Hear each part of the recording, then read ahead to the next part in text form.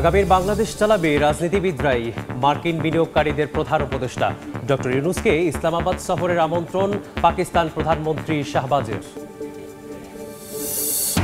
আগুন নেভাতে গিয়ে নিহত ফায়ার ফাইটার নুরুল হুদার মরদেহ গ্রামের বাড়ি ময়মনসিংহে। জানাজা শেষে গার্ড অফ অনার দেবে ফায়ার সার্ভিস। শোকে স্তব্ধ স্বজন এলাকাবাসী। ইউরোপে সাইবার হামলার পর নড়ল টনক, উপায় খুঁজছে বাংলাদেশ সিভিল এভিয়েশন। শক্ত ব্যবস্থা না নিলে বিশৃঙ্খলা ও অর্থনৈতিক ক্ষতির শঙ্কা। এবং শহরের তুলনায় উপকূল ঘেঁষা গ্রামে গর্ভপাতের হার বেশি। লোনা পানির সঙ্গে বসবাসের কারণ আইসিডিডিআরবির গবেষণা। জলবায়ু অভিঘাত ঠেকাতে বাড়তি নজরদারির পরামর্শ।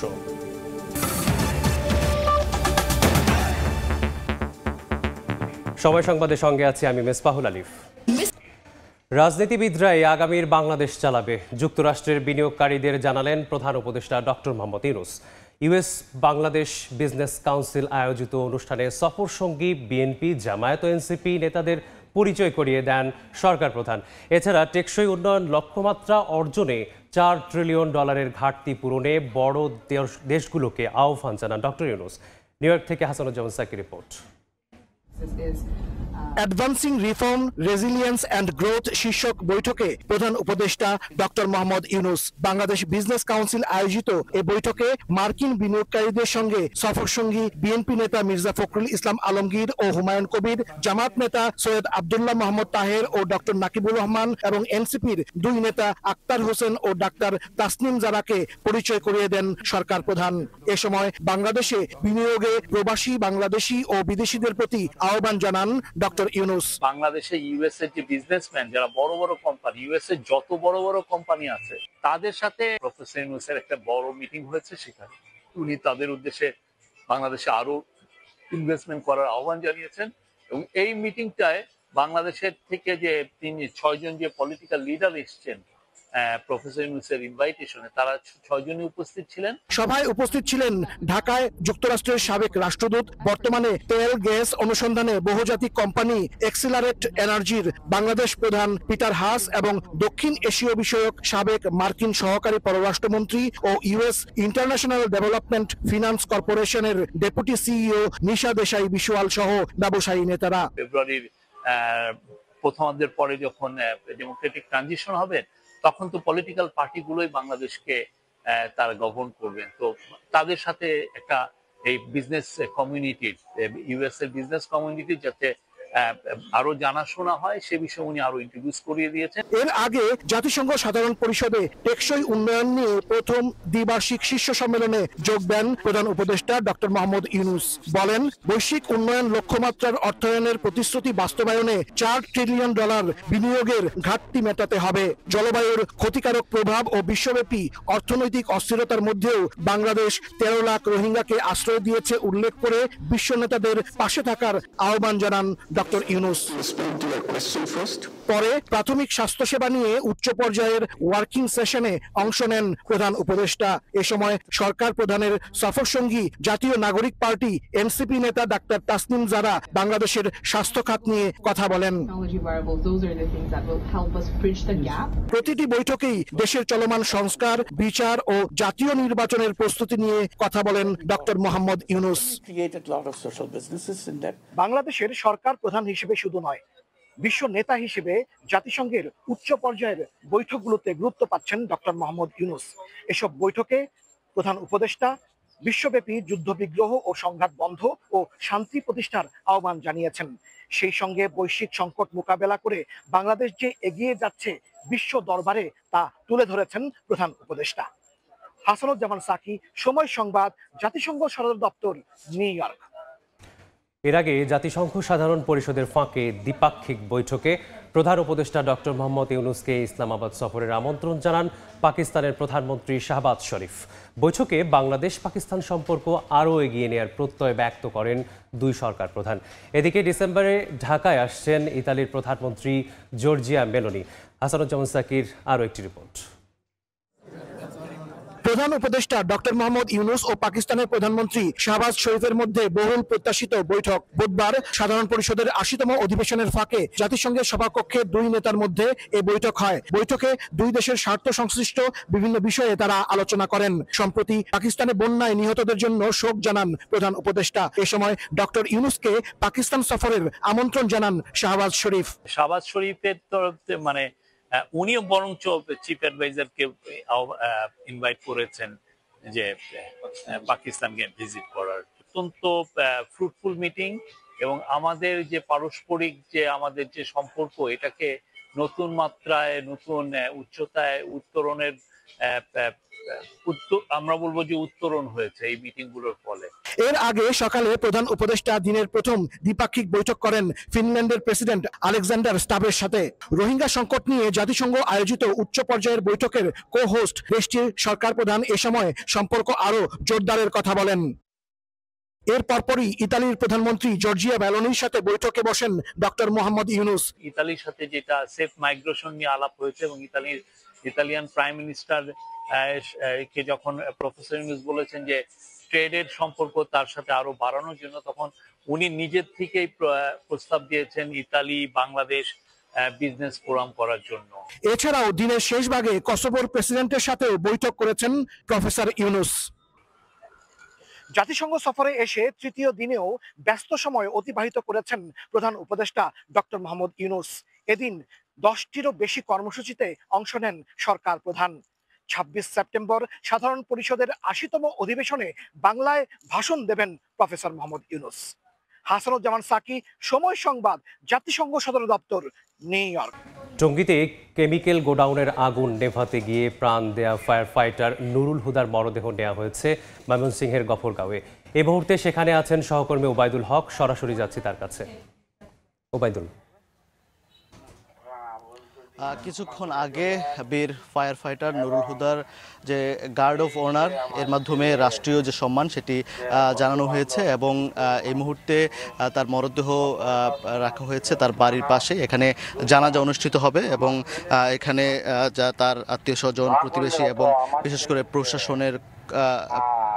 প্রশাসনের কর্মকর্তা এবং ফায়ার সার্ভিস ও সিভিল ডিফেন্সের উপপরিচালক সহ ঊর্ধ্বতন কর্মকর্তারা এখানে উপস্থিত হয়েছেন এবং এই মর্মান্তিক ঘটনায় কিন্তু আসলে পুরো এই ধামাইল গ্রাম, তার ফায়ার ফাইটার নুরুল হুদার যে গ্রাম ধামাইল গ্রাম গফরগাঁও উপজেলার, সেই গ্রামের মানুষ কিন্তু শোকে আচ্ছন্ন এবং তারা আসলে এমন ঘটনায় আসলে মর্মাহত এবং বিশেষ করে যে পরিবারটি রয়েছে এবং এই পরিবারটি কিন্তু একেবারে শোকে কাতর এবং বিশেষ করে তার বাবা এখন কথা বলছেন এবং আসলে তার দুইজন ছেলে সন্তান ছিল এবং একজন তার বড় ছেলে কিন্তু অর্থাৎ ফায়ার ফাইটার নুরুল হুদার বড় ভাই কিন্তু মারা গিয়েছে বিদ্যুৎস্পৃষ্টে দুর্ঘটনায় এবং এই যে ছোট ছেলে যিনি পরিবারের একমাত্র উপার্জনক্ষম ছিলেন, তিনি এই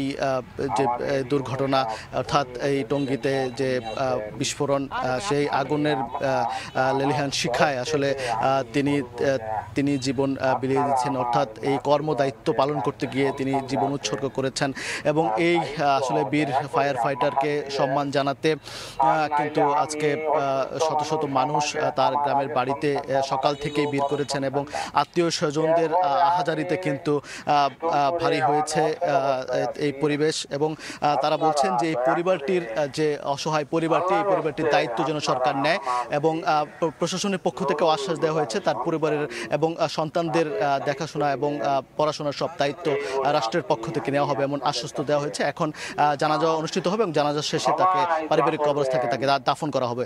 এই ছিল গফরগাঁওয়ের ধামাইল গ্রাম থেকে নুরুল হুদার যে জানাজা, এই সবশেষ খবরাখবর। যুক্ত ছিলাম ময়মনসিংহের গফরগাঁও থেকে। সময় সংবাদে আরও থাকছে। রাজধানীর কারওয়ান বাজারে কাভার্ড ভ্যান চাপায় নর্দার্ন বিশ্ববিদ্যালয়ের শিক্ষার্থীর মৃত্যু। মোটরসাইকেলে থাকা আহত একজন ঢাকা মেডিকেলে ভর্তি, চালক পালিয়ে গেলেও হেলপার আটক।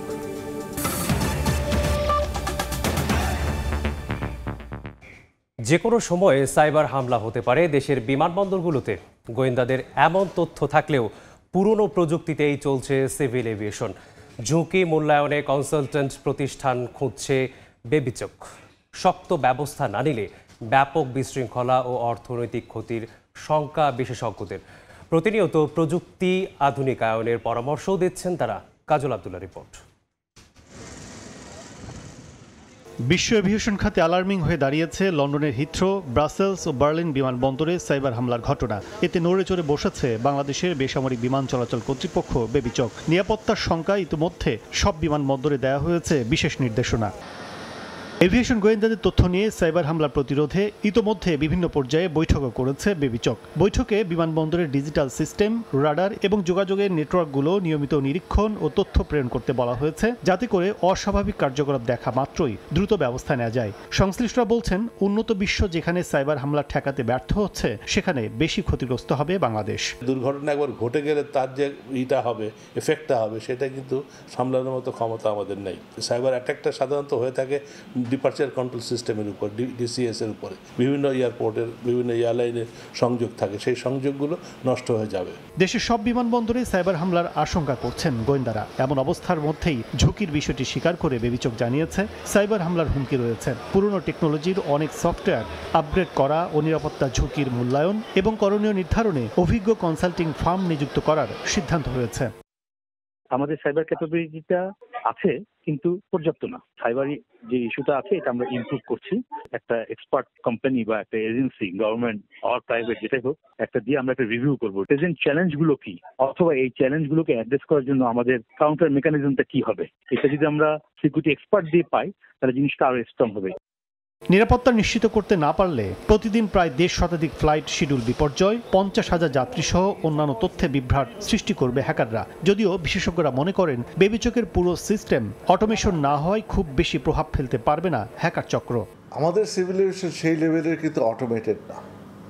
এয়ার ট্রাফিক কন্ট্রোল সিস্টেম যেটা ম্যানুয়াল, এটা ওই লেভেলের ডিসরাপশন হবে না, কিন্তু তারপরেও যে ঝুঁকিটা কিন্তু থেকেই যায়। এটা রিভিউ করে জরুরি ভিত্তিতে সেগুলো যা যা করা উচিত আমাদের সেটা করতে হবে। বেবিচকের নিরীক্ষা অনুযায়ী সাইবার হামলায় বাংলাদেশের এভিয়েশন শিল্পে সম্ভাব্য ঝুঁকিপূর্ণ 8টি সেক্টরের মধ্যে রয়েছে airlines, airport, air traffic management, communication system, flight operation, maintenance, supply chain ও রেগুলেটরি অথরিটি। কাজল আব্দুল্লাহ, সময় সংবাদ, ঢাকা। বরিশাল আদালত পরিদর্শন করছেন প্রধান বিচারপতি সৈয়দ রেফাত আহমেদ এবং বিভিন্ন দেশের রাষ্ট্রদূত। বিস্তারিত জানাতে আদালত প্রাঙ্গণে আছেন সহকর্মী অপূর্ব। অপু, সরাসরি যাচ্ছি তার কাছে।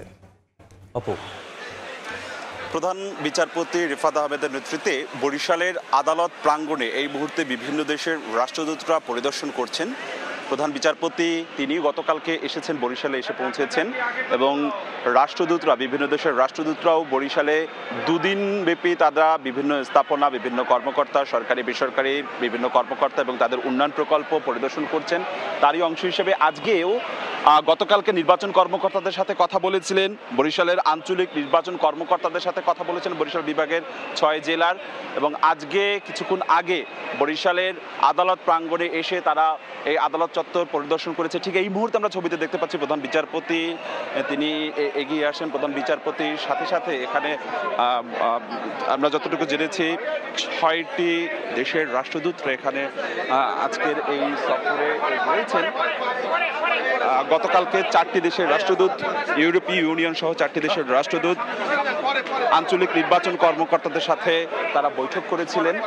যদিও তারা সরাসরি কথা বলেননি, তবে অতিরিক্ত নির্বাচন কমিশনার তিনি জানিয়েছেন বিদেশিরা বাংলাদেশে একটি ফ্রি ফেয়ার আর নির্বাচন চাচ্ছেন এবং বিদেশিরা বাংলাদেশের আসন্ন যে জাতীয় সংসদ নির্বাচন হবে সেটির চ্যালেঞ্জ কি কি রয়েছে এবং তার প্রস্তুতির জন্য বাংলাদেশ নির্বাচন কমিশন কতটা প্রস্তুতি নিয়েছে সে বিষয়ে নির্বাচন কর্মকর্তাদের সাথে কথা বলেছেন। তার পরিপ্রেক্ষিতে নির্বাচন কমিশনের অতিরিক্ত সচিব তিনি জানিয়েছেন আমাদেরকে যে বাংলাদেশও আগামী জাতীয় সংসদ নির্বাচন ফ্রি ফেয়ার করতে চায় এবং তার জন্য সব ধরনের প্রস্তুতির চেষ্টা তারা চালাচ্ছেন।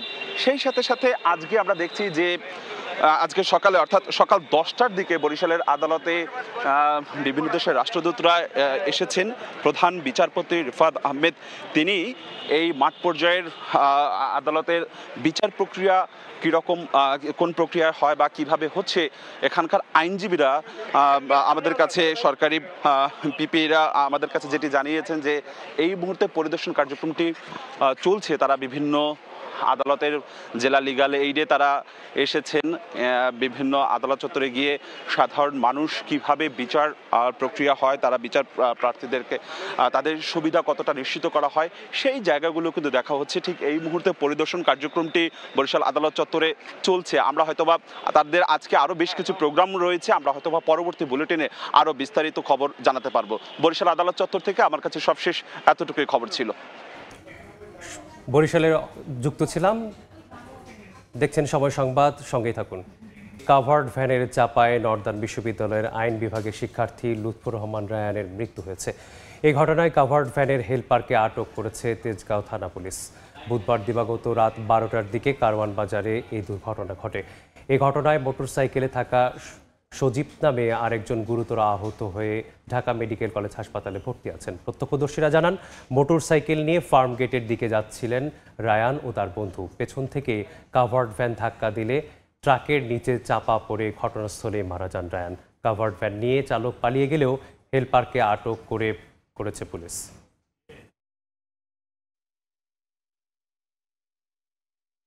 মোটরসাইকেলে দুজন আরোহী ছিল, রাইহান এবং সজীব। পিছন দিক থেকে একটি কাভার্ড ভ্যান এসে তাদেরকে সজোরে ধাক্কা দিলে পড়ে যায়। পড়ে গেলে রাইহান নামের ছেলেটি স্পট ডেথ। পোস্টমর্টমের জন্য মর্গে প্রেরণ করেছি, লিখিত দিলে অবশ্যই এটা মামলা হবে। রাজশাহী বিশ্ববিদ্যালয়ে চলছে জাতীয়তাবাদী শিক্ষক ফোরামের শাটডাউন কর্মসূচি। আজও ক্লাস পরীক্ষা বন্ধ রয়েছে। এই মুহূর্তে সেখানে আছেন সহকর্মী আলতাফ হোসাইন, সরাসরি যাচ্ছি তার কাছে। আলতাফ, লাঞ্ছনায় জড়িতদের বিচার দাবি এবং পোষ্যকটা পুনর্বহালের দাবিতে রাজশাহী বিশ্ববিদ্যালয়ে শিক্ষকদের দেয়া যে কমপ্লিট শাটডাউন সেটি এখনও চলমান রয়েছে। এর ফলে কিন্তু রাজশাহী বিশ্ববিদ্যালয়ে টানা 5 দিন ধরে কিন্তু মূলত দেখতে পাচ্ছি একটা স্থবিরতা দেখা দিয়েছে। যদিও গতকাল দুপুর 1টায় কর্মকর্তা কর্মচারীরা তাদের এই চলমান যে শাটডাউন সেটি 7 কার্যদিবসের জন্য স্থগিত করেছে। সেটি উপাচার্যর যে আহ্বান জানিয়েছিলেন ক্যাম্পাস সচল রাখার স্বার্থে, সেই আহ্বানে সাড়া দিয়ে কিন্তু কর্মকর্তা কর্মচারীরা গতকাল দুপুর 1টা থেকে আগামী 7 কার্যদিবসের জন্য এই কর্মসূচি প্রত্যাহার করলেও গতকালই কিন্তু আমাদের শিক্ষকরা জানিয়েছিলেন যে তারা তাদের যে চলমান কমপ্লিট শাটডাউন সেটি অব্যাহত রাখবেন। এবং তারা যেটি বলছেন যে এই যে শিক্ষক লাঞ্ছনার যে ঘটনা যারা জড়িত, যে সব শিক্ষার্থী তাদের সুষ্ঠু বিচার, দৃষ্টান্তমূলক বিচার, একই সঙ্গে পোষ্য কোটা নিয়ে যে স্থগিত করা হয়েছে পোষ্য কোটা সেটি যেন পুনর্বহাল করা হয়, সেই দাবিতে তাদের এই চলমান কমপ্লিট শাটডাউন অব্যাহত থাকবে। যদিও তারা বলছিলেন যে আজকে তাদের এক দফা প্রশাসনের সাথে বসার কথা, এই বিষয়ে তারা আসলে পরবর্তীতে কী সিদ্ধান্ত নেবে। যেহেতু গতকাল উপাচার্য প্রফেসর ডক্টর মাইনুদ্দিন আমাদেরকে যেটি জানিয়েছিলেন যে তারা বারবারই শিক্ষক এবং কর্মকর্তাদেরকে আহ্বান জানিয়েছেন রাজশাহী বিশ্ববিদ্যালয়ের শিক্ষা কার্যক্রম যেন ব্যাহত না হয় এবং বিশ্ববিদ্যালয় ক্যাম্পাস সচল রাখার স্বার্থে মূলত প্রশাসন থেকে আহ্বান জানানো হয়েছে যাতে করে এই শাটডাউন থেকে সরে আসা হয়। তারই উপর ভিত্তি করে কিন্তু কর্মকর্তারা প্রত্যাহার করলে শিক্ষকরা কিন্তু এখন পর্যন্ত অব্যাহত রেখেছে। যদিও আজকে আরও এক দফা শিক্ষক এবং প্রশাসনের সাথে হয়তো একটা বৈঠক বা আলোচনা হতে পারে। পরবর্তীতে শিক্ষকরা তাদের এই কর্মসূচি প্রত্যাহার করতে পারে অথবা তারা জানাবেন এই বিষয়ে তাদের সিদ্ধান্ত। জানিয়ে রাখি যে এই যে 5 দিনে যে টানা কর্মসূচির ফলে কিন্তু আমরা দেখছি ক্যাম্পাস একদম স্থবিরতা দেখা দিয়েছে এবং শিক্ষার্থীরাও নেই এবং ক্যাম্পাসে যে একাডেমিক প্রশাসনিক কার্যক্রম সেটিও বন্ধ ছিল। তবে কর্মকর্তারা যেহেতু প্রত্যাহার করেছে, স্থগিত করে 7 দিনের জন্য, এখন তারা হয়তো ধীরে ধীরে কাজে ফিরবে, এটাই আমরা আসলে ক্যাম্পাসে এখন দেখছি। এই ছিল রাজশাহী বিশ্ববিদ্যালয়ে কমপ্লিট শাটডাউন কর্মসূচির সবশেষ খবর। সহকর্মী আলতাফ হোসাইন যুক্ত ছিলেন রাজশাহী বিশ্ববিদ্যালয় থেকে। চাকসু ও হল সংসদ নির্বাচনের চূড়ান্ত প্রার্থী তালিকা প্রকাশ করেছে নির্বাচন কমিশন। বিস্তারিত জানাতে চট্টগ্রাম বিশ্ববিদ্যালয় ক্যাম্পাসে আছেন সহকর্মী নিগার মেহরিন রিনি, সরাসরি যাচ্ছি তার কাছে। চট্টগ্রাম বিশ্ববিদ্যালয়ের কেন্দ্রীয় ছাত্র সংসদ, হল সংসদ এবং হোস্টেল সংসদের যে চূড়ান্ত প্রার্থী তালিকা সেটি প্রকাশিত হয়েছে এবং প্রার্থী তালিকা অনুযায়ী চূড়ান্তভাবে ব্যালট নাম্বার সহ 907 জন প্রার্থী মনোনয়ন পেয়েছেন, যেখানে কেন্দ্রীয়তে 415 জন, হল সংসদে 472 জন এবং যে শিল্পী রশিদ চৌধুরী হোস্টেল সেখানে 20 জন চূড়ান্তভাবে মনোনয়ন পেয়েছেন।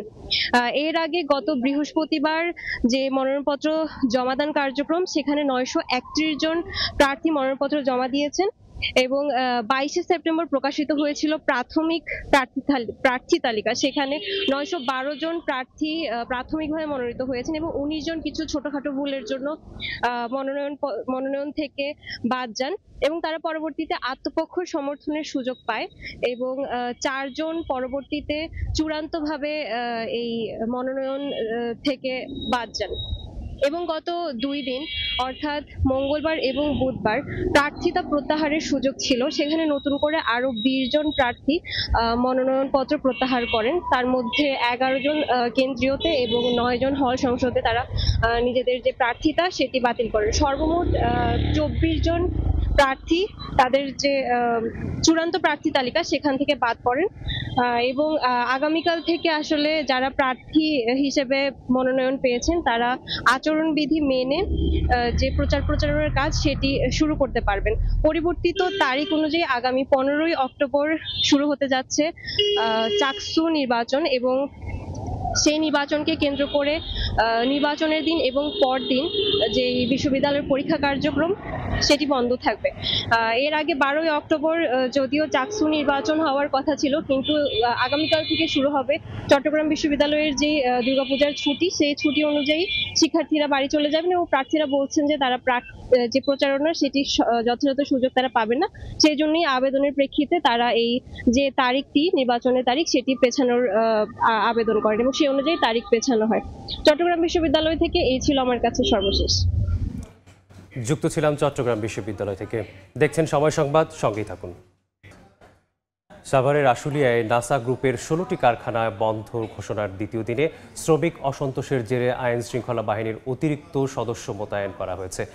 সকাল থেকেই আশুলিয়া শিল্পাঞ্চলে থমথমে পরিস্থিতি বিরাজ করছে। এ সময় বিভিন্ন কারখানার সাধারণ শ্রমিকদের কাজে যোগ দিতে বাধা দেওয়ার অভিযোগে 2 শ্রমিককে আটক করে যৌথ বাহিনী।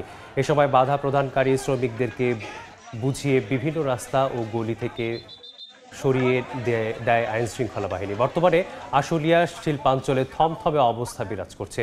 এছাড়াও শিল্পাঞ্চলের নরসিংহপুর, নিশ্চিন্তপুর সহ 1.5 কিলোমিটার এলাকা জুড়ে অতিরিক্ত পুলিশ সহ আইন শৃঙ্খলা বাহিনীর সদস্যরা জল কামান সহ পহরা দেন।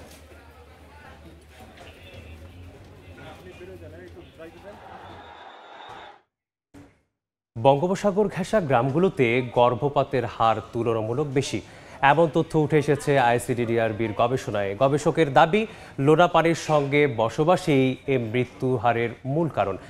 একই তো লবণাক্ত পানির আধিক্যতা, তার উপর বিরূপ আবহাওয়া, এই 2 মিলেই বেশি ঝুঁকিতে শিশু ও নারীরা। অবশ্য জলবায়ু পরিবর্তনের অভিঘাত শিশু মৃত্যুর একমাত্র কারণ এমনটা মনে করেন না চিকিৎসকরা।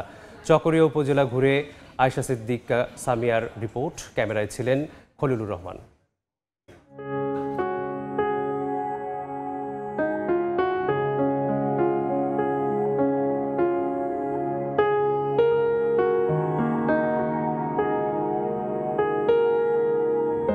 তানিয়া আক্তার, বয়স 17, বিয়ে করেছেন বছর খানেক আগে। এখনও চোখে মুখে শৈশবের চঞ্চলতা। তানিয়ার স্বামী রাকিবের বয়সও 20 বছর। বিয়ের বছর খানেকের মাথায় সন্তান সম্ভবা হন তানিয়া। তবে গর্ভের বাচ্চা পৃথিবীর আলো দেখার সুযোগ পায়নি। 3 মাস হতে না হতেই ঘরেই মৃত সন্তান প্রসব করেন তানিয়া। শুরু থেকেই ডাক্তারের কাছে যায়নি সে। সেই ঘটনার পর আবারও গর্ভধারণ করেছে সে। তবে এবার শুরু থেকে চিকিৎসকের তত্ত্বাবধানে আছেন তিনি। প্রয়োজনীয় ঔষধের পাশাপাশি খাবার গ্রহণেও নিচ্ছেন বাড়তি সতর্কতা। ডাক্তার দেখাছিলাম, চিকিৎসা করছিলাম, তো এটা আছে। আগেটার সময় ডাক্তারই দেখাননি? না, অনেক কষ্ট। আগে তো বুঝি নাই কি হতে পারে, তো আমি জানি না। কক্সবাজারের সমুদ্রে ঘেঁষা চকরিয়া উপজেলার গ্রাম ফাইল্লাপাড়ার বাসিন্দা তারা। এই গ্রামের বাসিন্দাদের বছর জুড়েই বসবাস নোনা পানির সঙ্গে। আইসিডিডিআরবির গবেষণা বলছে এই অঞ্চলে শিশু মৃত্যুর অন্যতম কারণ নোনা পানি। দেশে যেখানে 1000 শিশুর মধ্যে বিভিন্ন কারণে মৃত্যু হয় 45 জনের, সেখানে এই চকরিয়া উপজেলায় এই শিশুর মৃত্যু হার 60। আইসিডিডিআরবির এক গবেষণায় উঠে এসেছে এমনই সব তথ্য। বিশেষজ্ঞরা মনে করেন আবহাওয়ার পরিবর্তনের ফলে ঘটছে এসব অনাকাঙ্ক্ষিত মৃত্যু। স্যালাইনটির কারণে যদি মারা এখানে আপনার প্রেগনেন্সি পিরিয়ডে যদি আপনার বেশি পরিমাণ লবণ খায় তাহলে গ্যাস্ট্রেশনাল হাইপারটেনশনের কারণে মিসক্যারেজ হতে পারে। তবে চিকিৎসকরা অবশ্য ভিন্ন কথা বলছেন। আরও গবেষণায় আসতে হবে আসলে লবণটা সরাসরি কিভাবে এফেক্ট ফেলতেছে। তবে গর্ভাবস্থায় ফলিক অ্যাসিড ডেফিসিয়েন্সি হলে কিন্তু বাচ্চা জন্মগত ত্রুটি হয়। এছাড়াও কিন্তু ভাইরাস আছে, আনকন্ট্রোল ডায়াবেটিস আছে, আনকন্ট্রোল থাইরয়েডের সমস্যা আছে এবং কিছু ব্যাকটেরিয়াও আছে যেটা অ্যাবর্শনে আপনাকে মডিফাই করে। সংশ্লিষ্টরা বলছেন জলবায়ু বা প্রকৃতির উপর সরাসরি মানুষের কোনো হাত নেই, তবে সচেতন থাকলে অনেক বিপদ এড়ানো সম্ভব। তাই জলবায়ু পরিবর্তনের অভিঘাত ঠেকাতে যেমন কাজ করতে হবে সরকার ও রাষ্ট্রকে, তেমনি পারিবারিক পর্যায়েও নিতে হবে বাড়তি নজরদারি। আয়েশা সিদ্দিক, সামিয়া, সময় সংবাদ, চকরিয়া, কক্সবাজার। সময় সংবাদ। প্রায় 6 দশক পর বিশ্ব নেতাদের সামনে দেয়া ভাষণে ফিলিস্তিনিদের প্রতি সমর্থন ব্যক্ত করলেন সিরিয়ার প্রেসিডেন্ট। জাতিসংঘ অধিবেশনে আহমেদ আল শারা আহ্বান জানান দ্রুত সংঘাত বন্ধ করে 2 রাষ্ট্র বাস্তবায়নের। সিরিয়ার পরিবর্তনশীল সময়ের সুযোগ নিয়ে ইসরায়েল নতুন করে সংঘাত সৃষ্টির পায়তারা করছে বলে অভিযোগ করেন শারা। প্রায় 6 দশক পর বিশ্বমঞ্চে সিরিয়ার কোনো রাষ্ট্রপ্রধান বুধবার জাতিসংঘ সাধারণ পরিষদে ভাষণের মধ্য দিয়ে ইতিহাস রচনা করেন দেশটির প্রেসিডেন্ট আহমেদ আল শারা। তার বক্তব্যে উঠে আসে সিরিয়ার গৃহযুদ্ধ, ইসরায়েলের সঙ্গে বিরোধ, দেশ পুনর্গঠন পরিকল্পনা। গাজা যুদ্ধ ইস্যু নিয়েও কথা বলেন আহমেদ আল শারা। অবরুদ্ধ উপত্যকার ফিলিস্তিনিদের প্রতি সিরিয়ার সমর্থনের কথা জানিয়ে আহ্বান জানান দ্রুত সংঘাত বন্ধের। সিরিয়া ইসরায়েল বিরোধের প্রসঙ্গ টেনে শারা বলেন তার সরকার 1974 সালে তেল আবিবের সঙ্গে শান্তি ও সীমানা ইস্যুতে হওয়া চুক্তি মানতে প্রতিশ্রুতিবদ্ধ। সিরিয়ার পরিবর্তনশীল সময়ের সুযোগ নিয়ে ইসরায়েল নতুন করে সংঘাত সৃষ্টির চেষ্টা করছে, যা এই অঞ্চলকে খাদের কিনারায় নিয়ে যেতে পারে বলেও সতর্ক করেন শারা।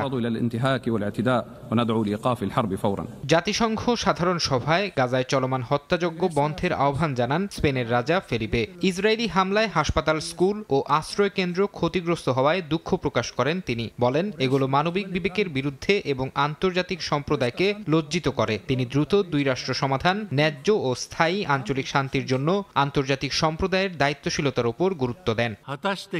জাতিসংঘ সাধারণ সভায় নিরাপত্তা পরিষদের সংস্কারের আহ্বান জানিয়েছেন জাপানের প্রধানমন্ত্রী শিগেরু ইশিবা। তিনি বলেন স্থায়ী সদস্যদের ভেটো ক্ষমতার কারণে নিরাপত্তা পরিষদ কার্যকরভাবে কাজ করতে পারছে না। ইশিবা বলেন নিরাপত্তা পরিষদের স্থায়ী ও অস্থায়ী সদস্য সংখ্যা বৃদ্ধি, নতুন স্থায়ী সদস্যদের ভেটো ক্ষমতা 15 বছর স্থগিত রাখা এবং পরিষদকে আরও প্রতিনিধিত্বশীল করা জরুরি। ফরহাদ চৌধুরী, সময় সংবাদ। পেশাদার, তাই 18 ঘন্টার কম সময়ের ব্যবধানে ম্যাচ খেলতে নামলেও কোনো সমস্যা হবে না বলেই মনে করেন সাবেক ক্রিকেটার আতাহার আলী খান। আবারও বাংলাদেশের সামনে সুযোগ এশিয়া কাপের ফাইনাল খেলার। পাকিস্তানকে হারিয়েই সেই পথ লাল সবুজরা সুগম করবে বলে প্রত্যাশা সাবেক ক্রিকেটার এবং বিসিবি কর্তাদের। দুবাই থেকে সাব্বির মিথুন জানাচ্ছেন বিস্তারিত। প্রায় 18 ঘন্টার কম সময়ের ব্যবধানে আরও একটি ম্যাচ খেলতে হবে এই দুবাই স্টেডিয়ামে এবং এই উইকেটের যে 5 নম্বর পিচটি রয়েছে সেই পিচেই খেলবে বাংলাদেশ এবং পাকিস্তান, যেটা আসলে ভারত ম্যাচের মতন অতটা ব্যাটিং বান্ধব হবে না, বরং স্পিনাররা বাড়তি অ্যাডভান্টেজ পেতে পারে এই পিচ থেকে। They are all professional cricketers. হ্যাঁ অবশ্যই টাফ, স্পেশালি এই গরমে, এই হিট, এই হিউমিডিটি কন্ডিশনের কারণে, but you need to be mentally strong. আজকে বেশ কয়েকজন একাদশে ছিল না, আশা করব তাসকিন কামস ব্যাক, আশা করব লিটন কুমার দাস, সাইড স্ট্রিমটা সিরিয়াস নাক। অধিনায়ককে পাচ্ছেন টিম টাইগার্স এবং অধিনায়ককে নিয়ে যদি পাকিস্তান বধ করা সম্ভব হয় তাহলেই ফাইনালে দেখা যেতে পারে টিম বাংলাদেশকে। যেহেতু একটা বিরাট সুযোগ এসছে হাতে পাকিস্তানের সাথে ভালো ক্রিকেটটা খেলা, ইতিবাচক ক্রিকেট খেললে ইনশাল্লাহ আশা করি ফাইনাল খেলতে পারবে। ভালো ক্রিকেট খেললে অবশ্যই, ইতিবাচক ক্রিকেট খেললে অবশ্যই সেরাটা যদি দিতে পারে সবাই, ইনশাল্লাহ আশা করি ভালো করবে। পাকিস্তান ডেফিনেটলি আমরা আশাই করি যে পাকিস্তানের সাথে আমরা ভালো ফলাফল করতে পারবো এবং এখন বলে দেওয়া খুব মুশকিল, কিন্তু পাকিস্তান বা বাংলাদেশকে আসলে ফাইনালে যাবে। কালকে যে দল ভালো খেলবে সে দলে যাবে, বাট আমরা বোধহয় মোমেন্টামে আছি, সবার মধ্যে সেই বিশ্বাসটা আছে যে আমরা পাকিস্তানকে হারিয়ে ফাইনাল যেতে পারবো। ভারতীয় সমর্থকদের কাছে প্রশংসা কুড়িয়েছে টিম বাংলাদেশ। তারা মনে করছে এই দলটাই সামর্থ্য রাখে ফাইনালে ওঠার। Bangladesh next match is with Pakistan, right? Yeah, so I think they are also a good enough team to beat Pakistan. All the best to you. All the best. God bless your team and inshallah we'll see you in the next Asian Games. We hope to see you in the final again. 2016 পর দ্বিতীয়বারের মতো T20 ফরম্যাটে final খেলবে Bangladesh. Dubai আন্তর্জাতিক cricket stadium থেকে সাব্বির মিথুন, সময় সংবাদ। সময় সংবাদের শীর্ষ সংবাদগুলো জানিয়ে দিচ্ছি আরেকবার। আগামীর বাংলাদেশ চালাবে রাজনীতিবিদরাই মার্কিন বিনিয়োগকারীদের প্রধান উপদেষ্টা ডক্টর ইউনূসকে ইসলামাবাদ সফরে আমন্ত্রণ পাকিস্তানের প্রধানমন্ত্রী শাহবাজের। টঙ্গীতে আগুন নেভাতে গিয়ে নিহত ফায়ার ফাইটার নুরুল হুদাকে ময়মনসিংহে দাফন। ফায়ার সার্ভিসের গার্ড অব অনার, শোকে স্তব্ধ স্বজন এলাকাবাসী।